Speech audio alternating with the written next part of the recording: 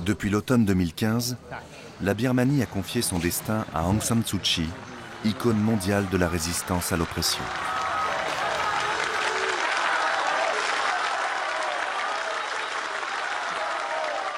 30 ans de lutte contre les généraux, dont 20 en résidence surveillée, une tentative d'assassinat et un prix Nobel de la paix ont fait de la Lady une véritable idole dans son pays. Sur ses épaules repose désormais l'immense espoir de tout un peuple. Mais les généraux n'ont pas pour autant renoncé au pouvoir, et la démocratie naissante reste fragile.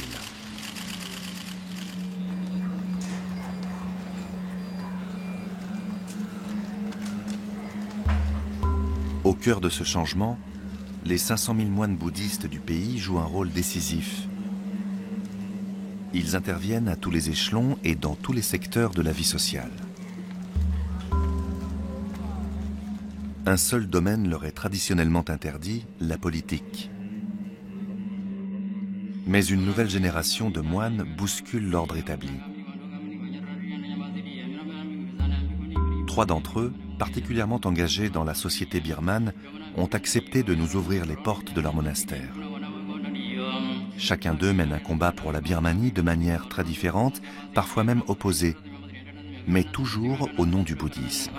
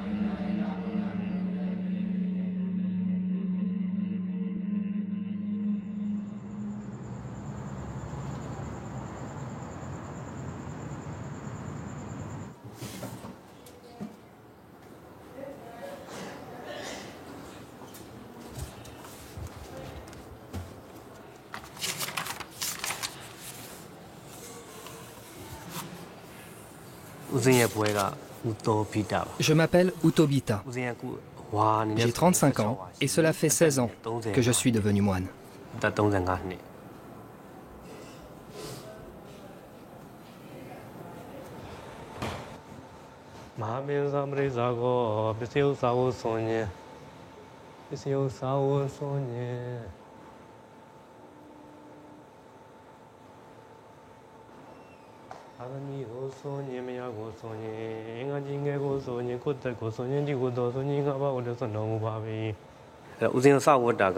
Je suis entré dans la vie religieuse à l'âge de 10 ans, dans mon village situé dans la région de Sagaing.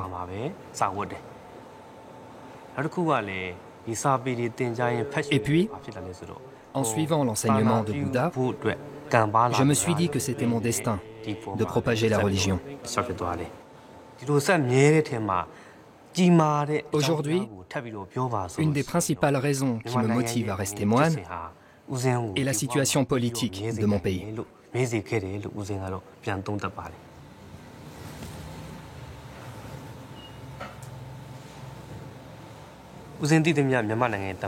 Quand Aung San Suu Kyi est arrivé au pouvoir, le peuple a enfin pu espérer. Auparavant, il n'avait ni espoir, ni joie de vivre. Il pensait qu'il n'avait plus d'avenir.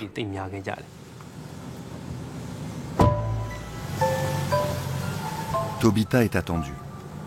Il a été sollicité par une association bouddhiste pour donner un prêche dans le centre-ville de Mandalay.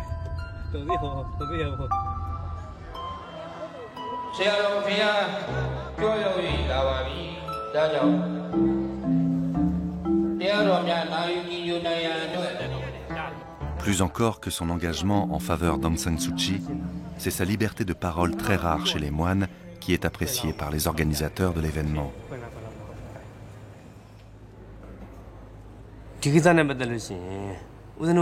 Dans notre pays, depuis très longtemps, les moines ont une grande influence sur le peuple. Ils jouent le rôle principal dans la plupart des changements du pays. En fait, nous sommes un peu les tuteurs du peuple.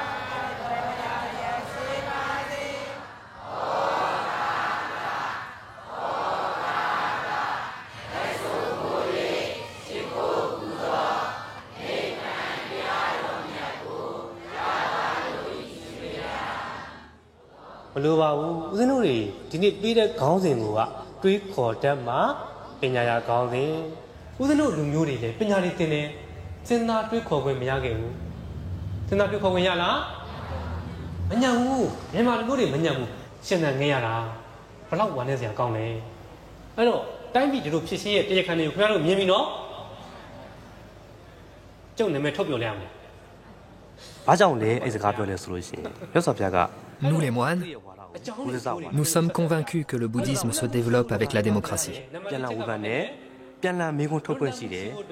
D'ailleurs, selon Bouddha, le bouddhisme est une doctrine qui peut être questionnée, contestée. La démocratie est exactement comme Bouddha avait dit. Donc, nous croyons vraiment que le bouddhisme a tout à gagner avec la démocratie.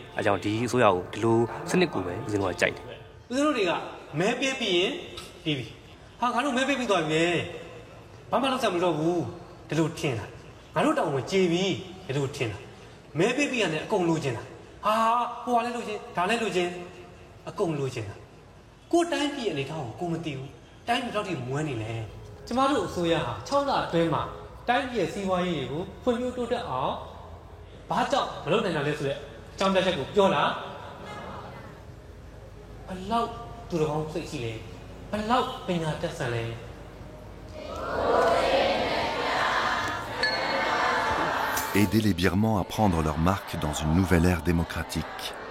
C'est l'engagement de Tobita derrière celle qui a mené le pays vers la liberté. J'ai tellement prié pour elle. Je crois que ça a marché. Je la respecte. J'ai confiance en elle. S'il le faut, je suis prêt à mourir pour elle.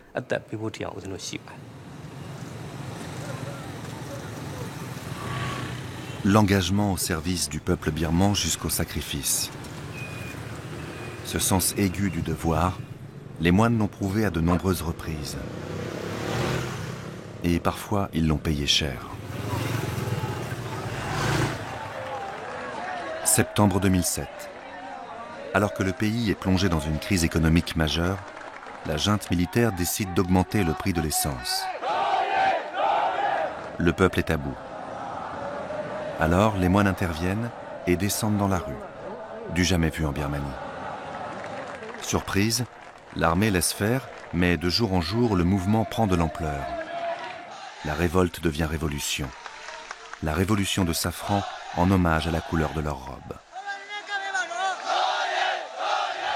Débordée, consciente de jouer là sa survie, l'armée commet alors l'impensable. Elle tire sur les moines et jette en prison des centaines d'entre eux.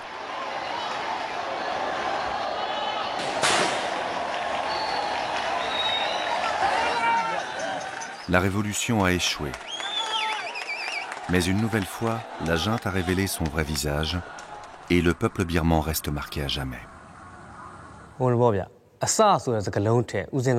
À mon avis, la révolution de 2007 a été le dernier coup de hache.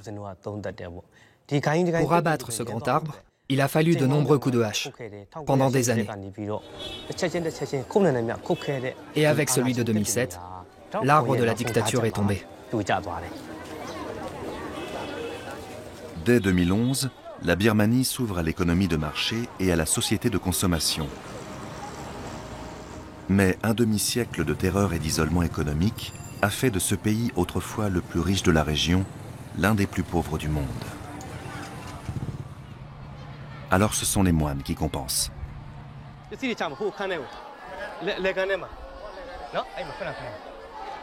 C'est le cas de Tobita, qui ne limite pas son engagement à ses prêches militants. En 2010, pour pallier l'absence de système de santé publique, Tobita participait à la création d'une fondation dont le but est de faciliter l'accès aux soins.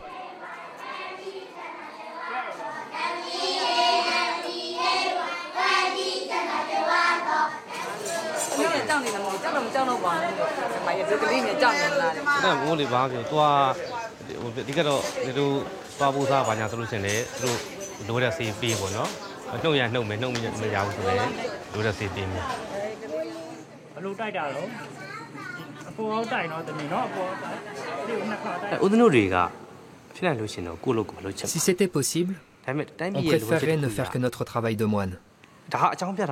À vrai dire, nous en avons assez de faire tout ça. Mais dans notre tradition, un projet ne peut réussir que si les moines s'impliquent. Donc on est obligé de s'impliquer. Et puis c'est un devoir pour nous de nous occuper du peuple car nous dépendons d'eux. Ce sont eux qui nous nourrissent et qui subviennent à nos besoins.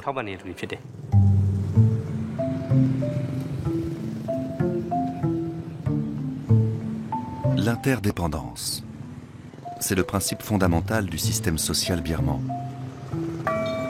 D'un côté, les moines guident le peuple en transmettant l'enseignement religieux, et de l'autre, le peuple assure leurs besoins quotidiens.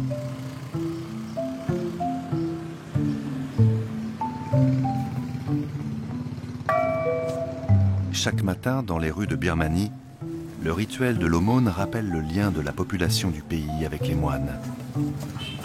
Ainsi détachés des contraintes matérielles, ils peuvent se consacrer entièrement à l'étude et à l'enseignement de Bouddha.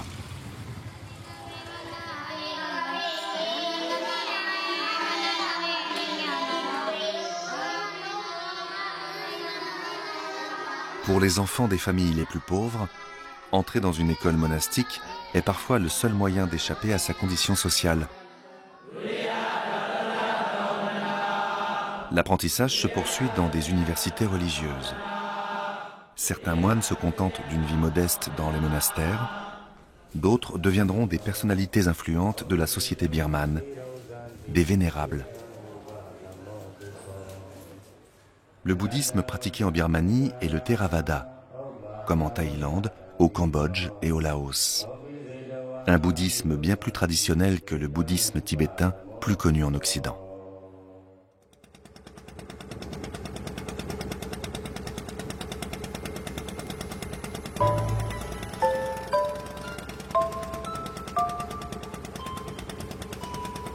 Contrairement à Tobita, le démocrate, Uwale, lui, ne fait pas de politique. Son combat, c'est l'expansion du bouddhisme. Pour cela, il a fait le choix de s'exiler loin des villes, là où aujourd'hui encore vit la majeure partie de la population birmane, parfois coupée du monde et privée de tout.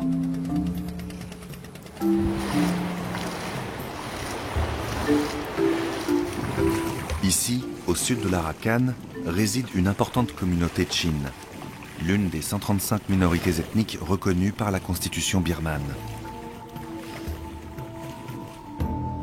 Les Chin sont de langue et de culture totalement différentes de celles des Bamar, l'ethnie majoritaire du pays. Mais c'est surtout leur religion qui explique la présence du jeune moine, car les Chin sont en majorité chrétiens et Uwale est missionnaire.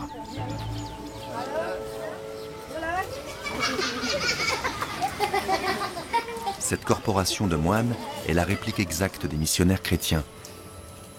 Elle est le fer de lance d'un vaste projet d'expansion du bouddhisme soutenu par le pouvoir militaire depuis les années 1990.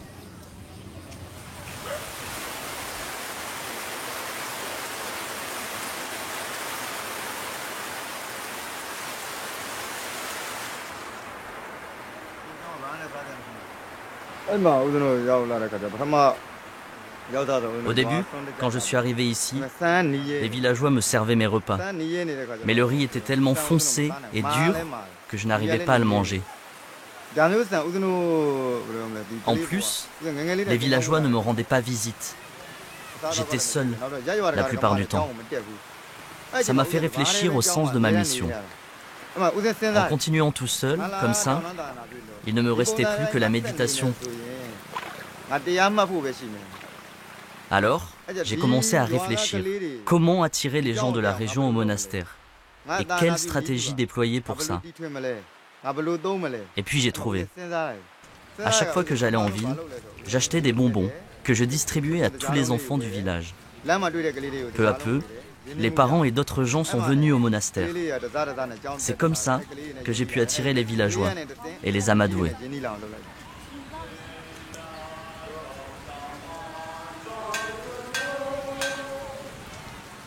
Amadouer les villageois. Un défi majeur pour les moines dans ce village où 80% de la population est de religion catholique ou baptiste. Pour y parvenir, ils apportent donc ce qui ici manque le plus, l'accès à l'éducation.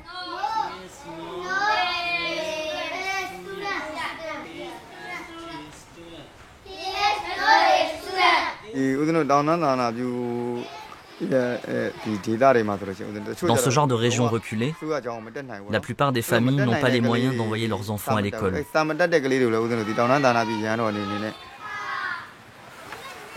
Donc, je demande à des écoles religieuses gratuites, à Mandalay ou à Rangoon, de les admettre. S'ils acceptent, j'envoie les enfants poursuivre leurs études là-bas.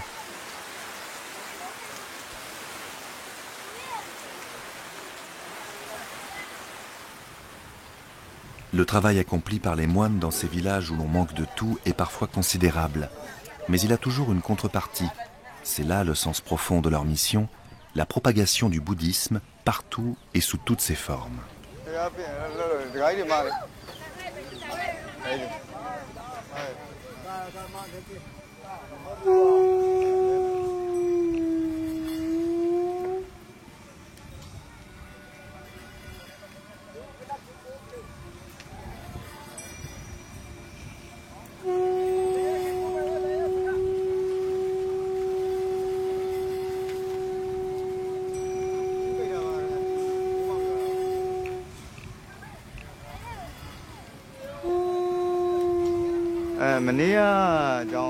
Au centre missionnaire du village de Kyokmo, il n'avait pas de statue de Bouddha à mettre dans le monastère. Alors le moine m'a demandé de l'aider, et une semaine plus tard, j'avais trouvé un donateur.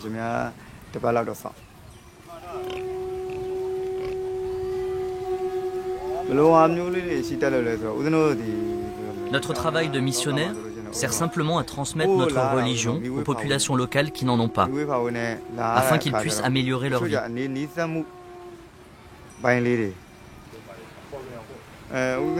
Comme je suis dans mon village depuis 6 ans, je crois que je réussis assez bien.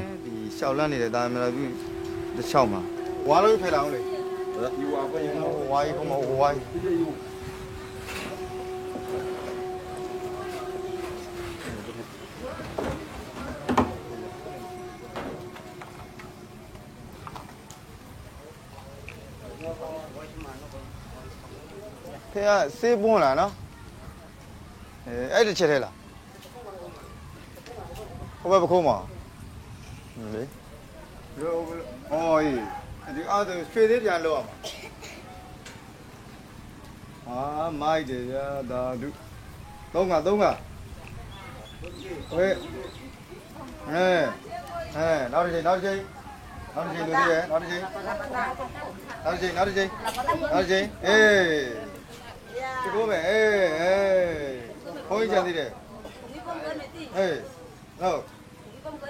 L'implantation du bouddhisme en terre chrétienne. Un long chemin qui passe d'abord par les symboles.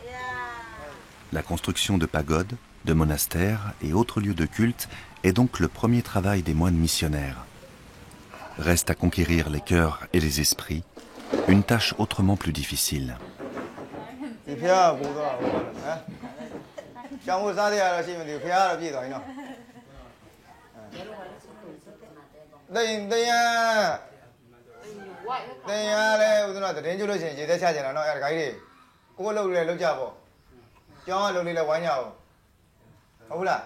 Oualé est l'un des seuls moines de la région à parler couramment le dialecte local. Bon orateur, il a fait de la complicité avec les villageois le cœur de sa stratégie de missionnaire.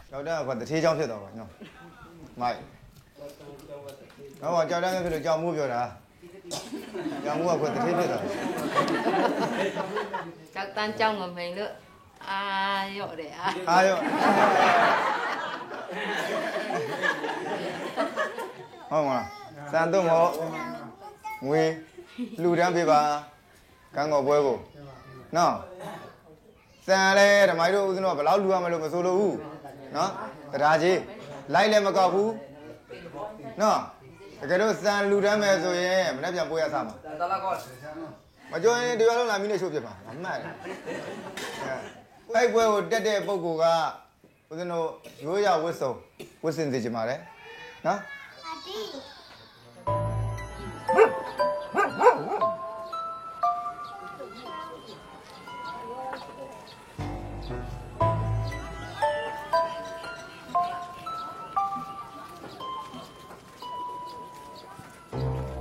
Au fil des années, Oualé a fini par trouver la place qu'il espérait dans les villages Chin de l'Arakan.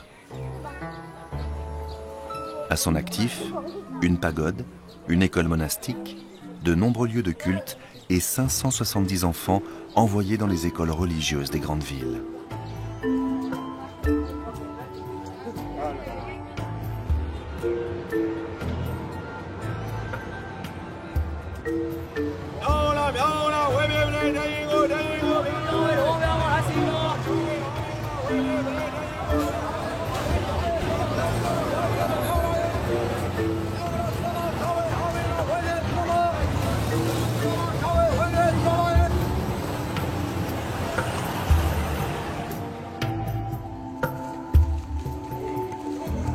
Oualé est mandaté par le département pour la promotion et la propagation du bouddhisme.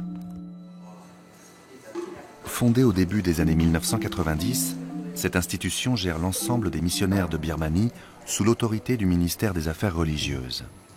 Elle est basée à Rangoon et le maître d'Oualé, le vénérable Ukumara, en est le président. Il dirige 600 missions à travers tout le pays.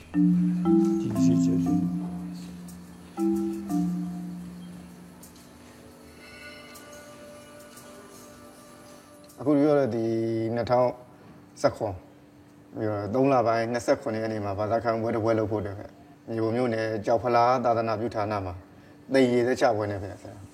Betul, ye sih temu walu dia. Budak walau di ni kan ye bila, nak ni ada orang cara biar mio Kristian ni biar orang le, ku ada lujan ni boleh ipin lo. Ini juga kong dia tu lau lah. Ye sih temu ye je. Natal sedih kan sah lau lah. Ini tidak kong dia tu wemi dah lau kan, hubat pada dia macam tu juga.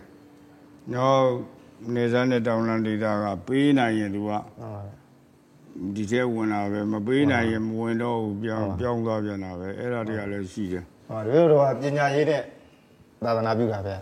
Pinya ye ni be kau ni pinya ye adru, pada ada undi bisi, undi bisi.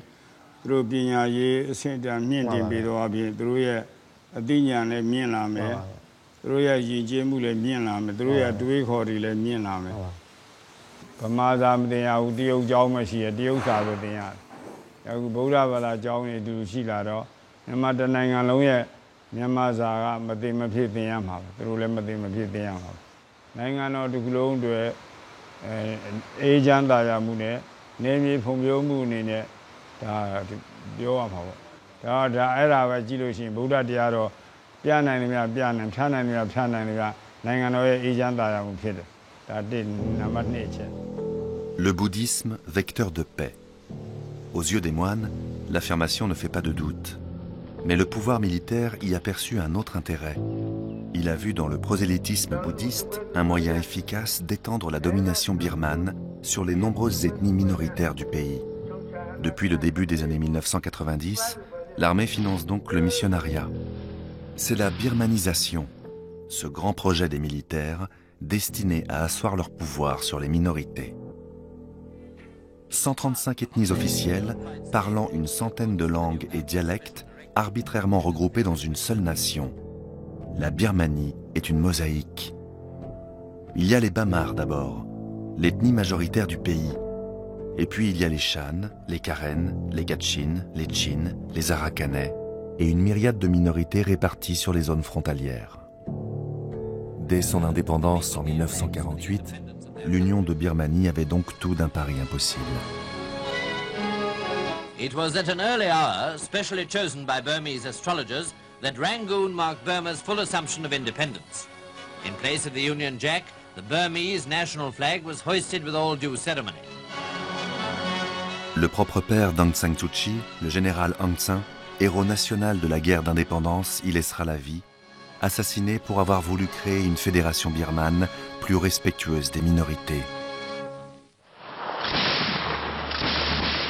Dès lors, le pays sera confronté à une succession d'insurrections et de guérillas, elles-mêmes suivies de répressions toujours plus sanglantes.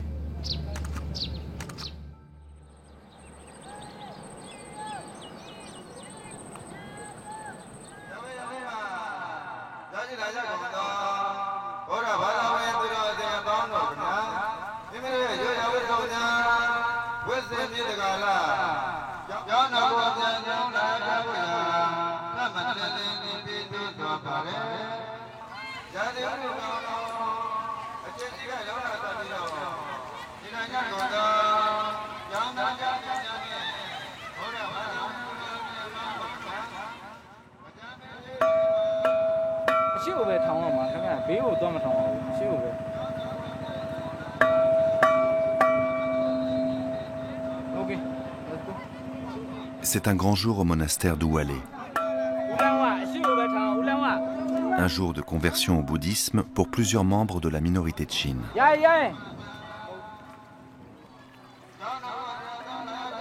Mais le sujet est sensible. Même en Birmanie, peu de gens connaissent l'existence de ces rituels. Par prudence vis-à-vis des autorités chrétiennes locales, la liste des futurs convertis est restée confidentielle jusqu'au dernier moment.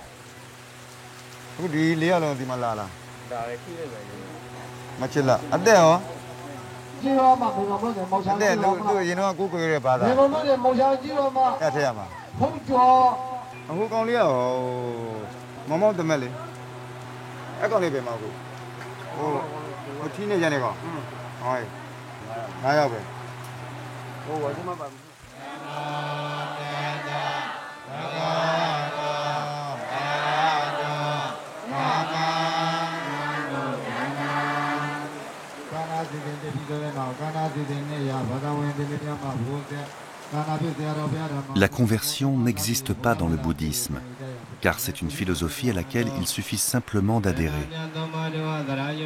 Mais pour les moines missionnaires, face à la concurrence du baptême chrétien, cette absence de rituel est un lourd handicap.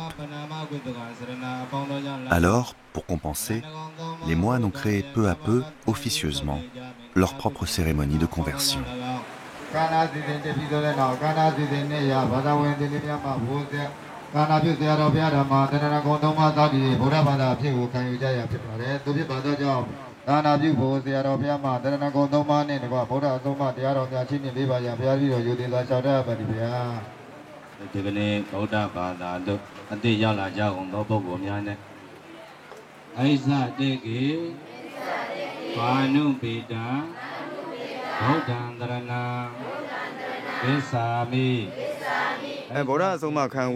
Avant, c'était des gens sans religion.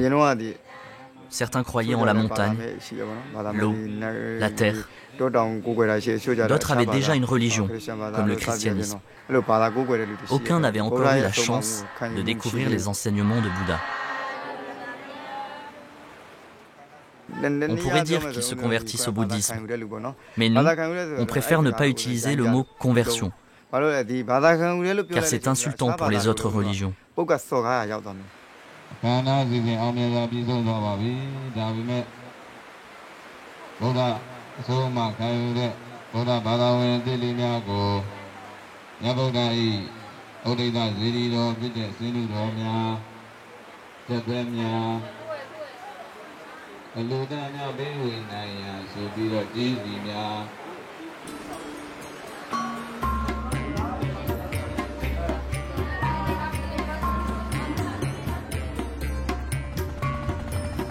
Le travail d'Oualé, le missionnaire, a pris une nouvelle dimension avec l'arrivée récente des réseaux sociaux. En partageant les événements qu'il organise, il trouve facilement de nouveaux donateurs qui financeront eux-mêmes de nouvelles statues de Bouddha et de nouveaux monastères. La birmanisation se poursuit à grands pas dans le sud de l'Arakan. Mais à quelques dizaines de kilomètres plus au nord, elle s'y répand d'une autre manière. Là-bas, derrière ces montagnes, toute une région est bouclée par l'armée et plus aucun étranger ne peut y accéder. Dans ce territoire adossé à la frontière du Bangladesh, une communauté musulmane estimée aujourd'hui à 1 million de personnes est l'objet de persécutions sans précédent. Ce sont les Rohingyas, une population apatride depuis qu'une loi de 1982 les a exclus de la liste des minorités de Birmanie.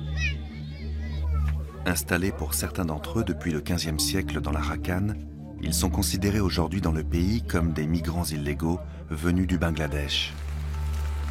Mais c'est en 2012 que leur situation se dégrade brusquement. Cette année-là, de violentes émeutes les opposent à la communauté bouddhiste d'Arakan. Très vite, la situation dégénère. Des villages sont brûlés, les Rohingyas sont regroupés dans des camps. C'est le début d'un exode massif vers les pays voisins.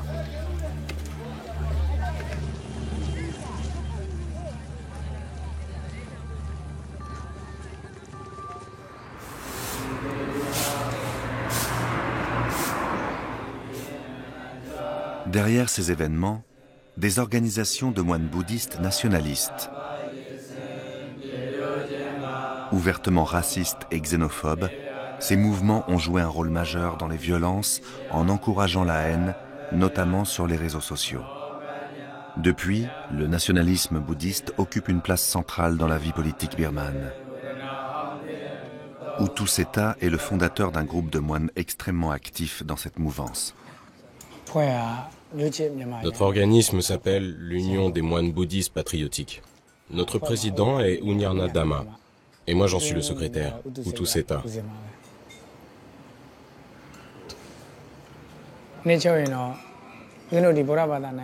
Nous avons créé cet organisme afin d'empêcher les musulmans d'envahir notre territoire et de nous dominer avec leur religion.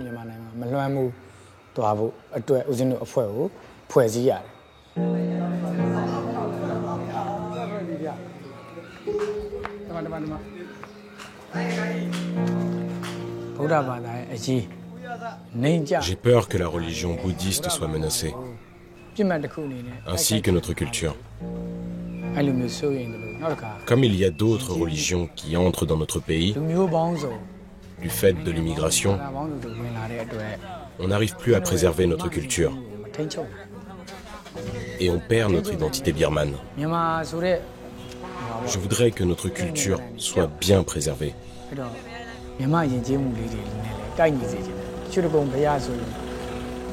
Fort d'une centaine de militants à peine, le groupuscule mené par Hutu Seta a pris une place importante dans le nationalisme birman, notamment grâce à ses actions spectaculaires et médiatiques.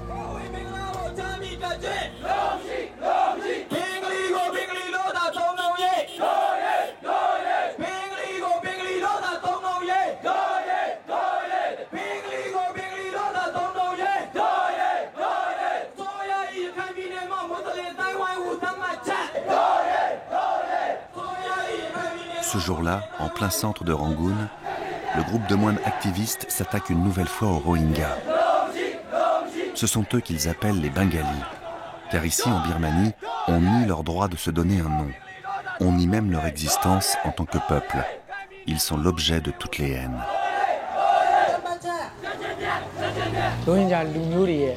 Ils veulent prendre une partie de l'Arakan pour eux, pour faire un État Rohingya. C'est un problème. S'ils tiennent la région de l'Arakan, ils vont ensuite envahir tout le pays.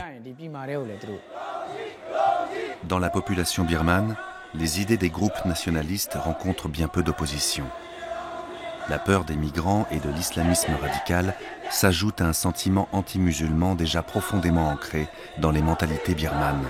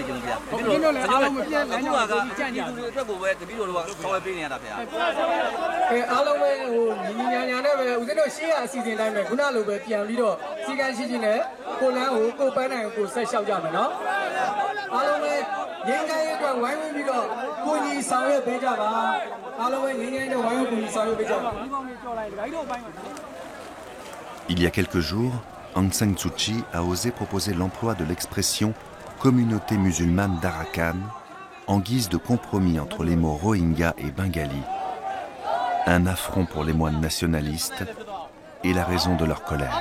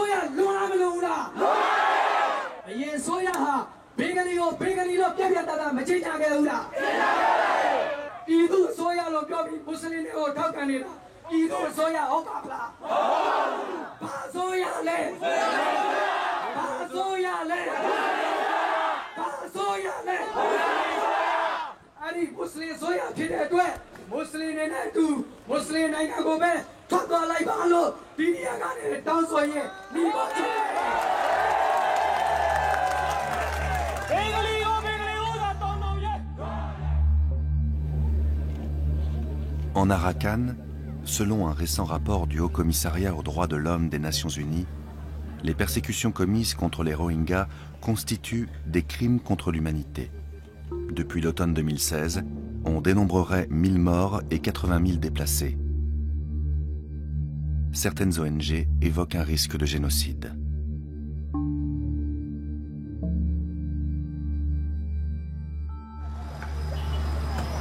Pour ces raisons, la Birmanie se trouve gravement mise en cause par la communauté internationale. D'autant plus que pour le moment, Aung San Suu Kyi n'a rien dit ni fait pour défendre les Rohingyas persécutés par l'armée. Dans une lettre ouverte au Conseil de sécurité de l'ONU, 11 prix Nobel de la paix ont même fait part de leur inquiétude.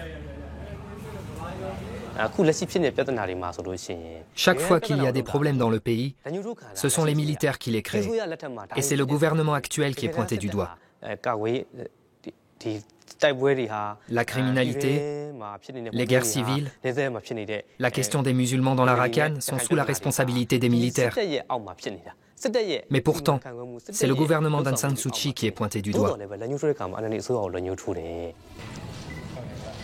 Si Aung San Suu Kyi semble être à la tête du pays, en réalité elle ne l'est pas vraiment. Car les militaires, conformément à une constitution qu'ils ont eux-mêmes rédigée, conservent une partie du pouvoir. 25% des sièges au Parlement, ainsi que les ministères clés de l'Intérieur et de la Défense, restent entre leurs mains. Ils sont donc seuls à décider de ce qui se passe en Arakan. Alors, Aung San Suu Kyi est-elle dans l'incapacité de s'opposer au sort fait aux Rohingyas? Ou bien les sacrifie-t-elle en échange de sa toute nouvelle démocratie? Difficile à dire. Et même si elle voulait défendre les Rohingyas, la Lady serait aujourd'hui contrée par les moines nationalistes. Elle se retrouve prise en étau entre les généraux et les courants religieux extrémistes, comme le groupuscule Duttu Seta.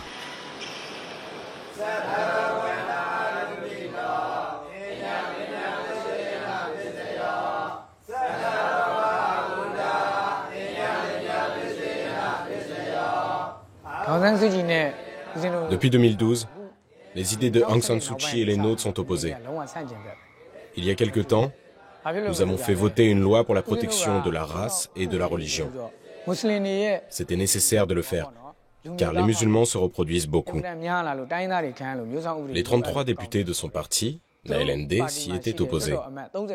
Et Aung San Suu Kyi n'était pas venue au Parlement ce jour-là, prétendant qu'elle était malade.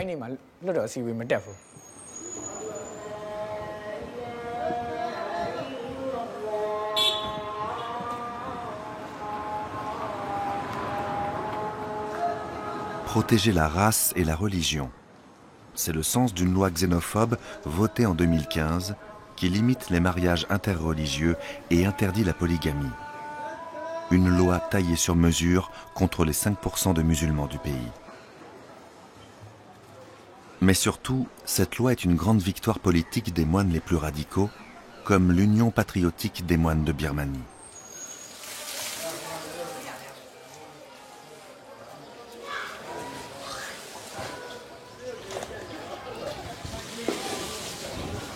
La préservation de la race et de la religion, ce n'est pas seulement une loi. C'est aussi la formule qui définit la mission de tous les moines bouddhistes en Birmanie. Mais la formule est controversée, car en birman, le même mot définit les notions de race et de nation. Pour la plupart des moines, protéger sa race signifie donc protéger son pays, sa culture. Mais chez les nationalistes, c'est bien de racisme dont il est question. Un racisme revendiqué haut et fort.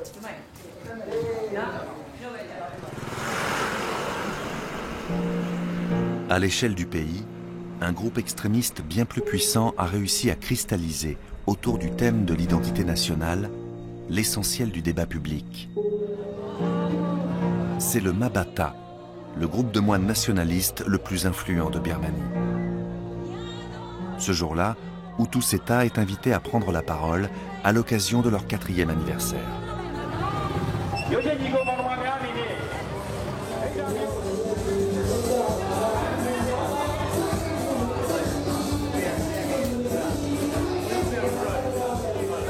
L'expansion rapide du Mabata a été largement favorisée par la junte militaire. Et même si la victoire d'Aung San Suu Kyi les a un peu affaiblis, aujourd'hui, de meeting en meeting, leur populisme et leur phobie des musulmans continuent de se répandre en Birmanie.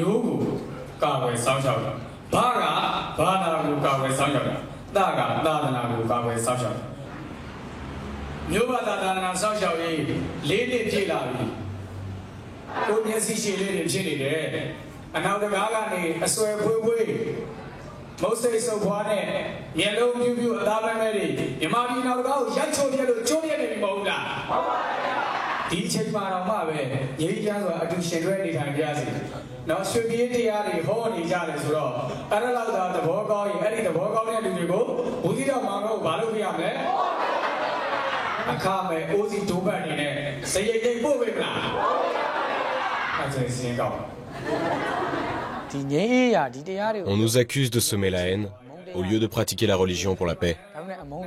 Mais ce que l'on fait, c'est simplement se protéger contre la haine qui est en train d'envahir notre pays.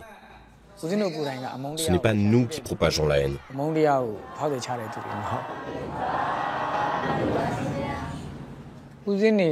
Nous, les moines, qui sommes les fils du Bouddha, nous ne souhaitons pas les conflits. Sans même parler des moines, tout bouddhiste doit respecter les 5 règles fondamentales. Mais personne ne maîtrise la colère. Quand on n'est pas en colère, on peut se contrôler.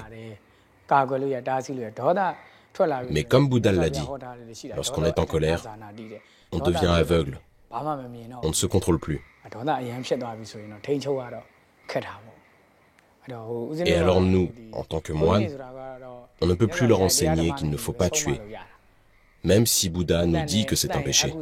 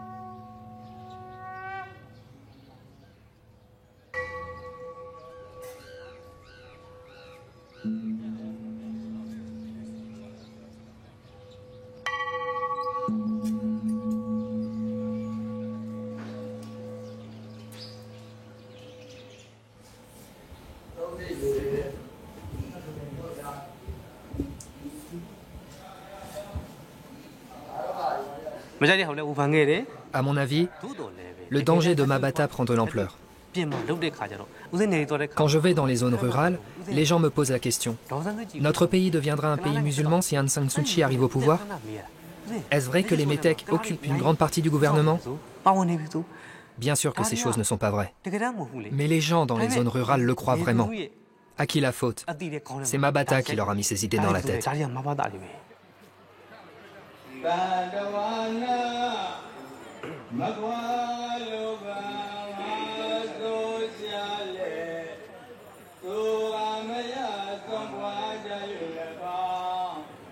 Mon arme principale contre eux, c'est l'enseignement du Bouddha. Comme je suis seul à oser parler, chaque fois que je les contredis, je fais référence au texte. Bouddha nous a enseigné l'amour, et eux prêchent la haine. Aujourd'hui, le monde est comme un village. Les gens se demandent si c'est bien ça, le bouddhisme. Si les autres pays nous voient comme ça, comment va-t-on propager notre religion? C'est devenu une honte.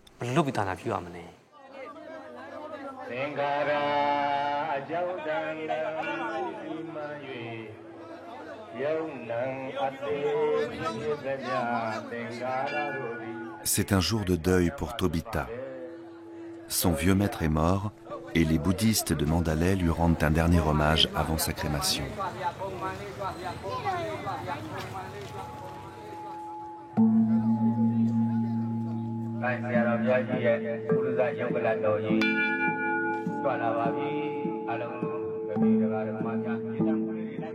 C'était un moine très respecté dans la région, un sage.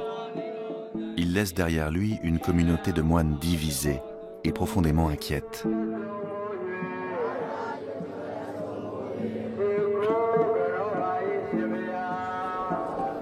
Tous les moines le savent. Le monde qu'ils ont connu se trouve désormais derrière eux. Et celui qu'ils découvrent avec l'ouverture du pays fait peur. Alors, comme tant d'autres partout dans le monde, une partie des moines cherche des réponses dans le repli sur soi et le rejet de l'autre.